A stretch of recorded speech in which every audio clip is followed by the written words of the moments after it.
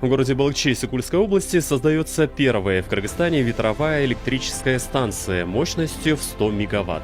Отмечается, что по мощности станция сравнима с самой большой в мире литий-ионной батареей, построенной компанией Tesla в Австралии. Производителем оборудования для первых ветрогенераторов станции в Кыргызстане является компания Nordex SE, Германия, всемирно известная разработками в области энергии ветра. При полной загрузке станция будет давать ежегодно до 791 миллиона киловатт-часов электроэнергии. Ежегодно в Кыргызстане при этом вырабатывается около 15 миллиардов киловатт-часов электроэнергии. Станция 100 мегаватт будет состоять из 43 ветроэнергетических установок высотой от 54 метров и выше, размахом лопастей 24,5 метра и мощностью от 1 мегаватта до 5 мегаватт каждая ветрогенерирующая башня.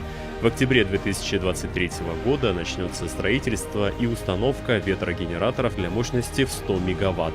На данный момент идут изыскательные работы и изучение потоков скорости ветра на высоте до 100 метров. На первом этапе привлечены инвестиции в размере 110 миллионов долларов США. В перспективе увеличение мощности до 1 гигаватт или 1000 мегаватт.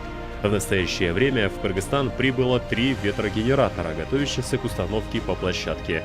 На данный момент завезены лопасти, башни ветроэлектрических установок, залиты площадки. Доставка была осуществлена автотранспортом из Португалии и Германии.